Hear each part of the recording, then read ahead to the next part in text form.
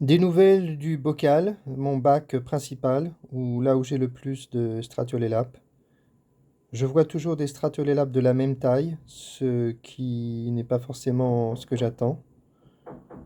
Parce que si les stratiolélapes se reproduisent, je suppose que je devrais en voir des petits. Je pense que ça grossit les stratiolélapes. Il me semble qu'ils ne sont pas tous de la même taille, comme les colamboles. Donc pour l'instant, bah, wait and see, hein. Je vais attendre de voir s'ils arrivent à se reproduire. Sinon, ils vivront 30 jours et ils finiront par mourir de vieillesse et je serai à la case départ. Ce qui ne sera pas trop grave, il faudra que je continue et que je trouve comment les élever. J'ai pas trouvé d'informations en fait, hein.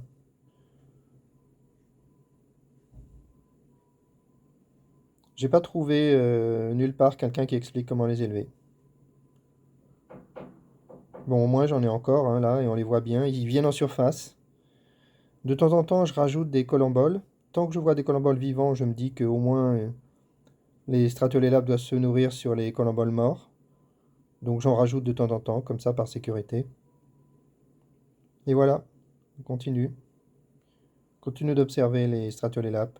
J'ai commencé à travailler un peu sur une enveloppe faite avec du grillage très fin, qu'on pourrait, dans laquelle cette enveloppe, elle est constituée de deux couches de grillage très fin, et à l'intérieur on peut mettre du substrat et donc des stratiolélapes, et ça peut servir de refuge pour les insectes.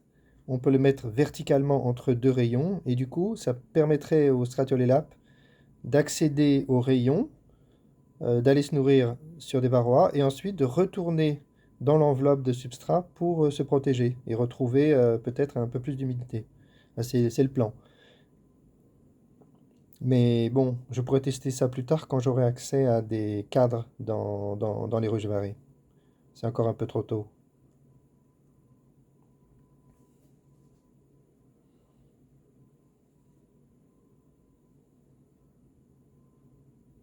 L'autre plan, c'est de faire un boîtier fermé dans lequel on peut mettre un cadre en entier et tout au fond, on peut mettre du substrat avec des stratiolélapes. Et puis, au bout de quelques jours, on peut récupérer le boîtier, le vider et regarder ce qu'il y a au fond pour voir s'il y a des varrois qui se sont fait tuer. Compter les varrois pour voir s'il y en a plus. Dans un boîtier, on fera deux boîtiers, on va faire pseudo-scientifique, hein.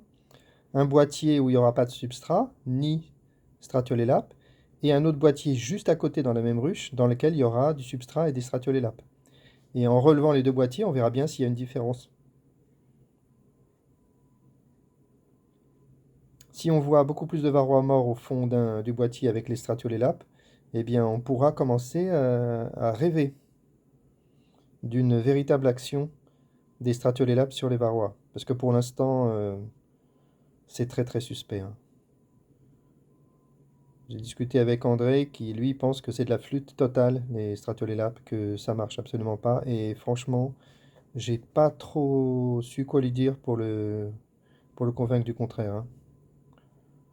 On a un petit peu l'impression que c'est ce que j'appelle l'effet bouse de vache. L'effet méthode Coué chez les apiculteurs, c'est très très répandu. Mais bon, il faut tester à fond et rigoureusement, à défaut d'être scientifique. Parce que l'enjeu, il est énorme en fait. Il est absolument gigantesque.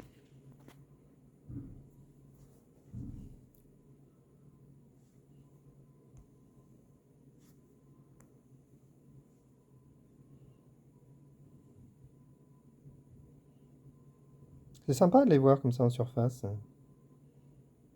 Quand je filme un peu plus bas, à travers le verre du bocal, j'en vois pas, ou un de temps en temps qui a l'air perdu.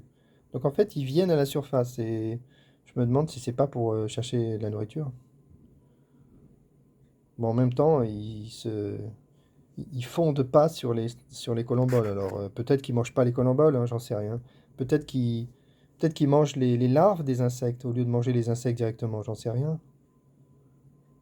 Et en même temps, ils ne s'entretuent pas. Alors j'avais lu quelque part ou entendu que lorsqu'ils n'ont plus rien à manger, ils s'entretuent. Ben bon, là, tant qu'ils s'entretuent pas, je garde un espoir, hein.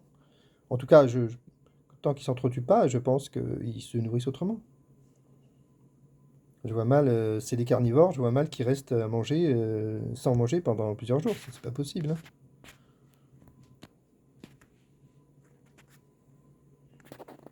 Donc je continue, mais en tout cas c'est bien parce que je laisse le truc, j'y touche pas. Je laisse se développer pour que ça s'installe, pour qu'il y ait une espèce de, de substrat là qui est naturel, qui reproduit un espace naturel. Un peu comme les abeilles quoi. Faut les laisser tranquilles, les laisser s'installer, les laisser constituer leur propre habitat. On leur doit le même respect qu'un apiphile doit aux abeilles. Voilà, même esprit.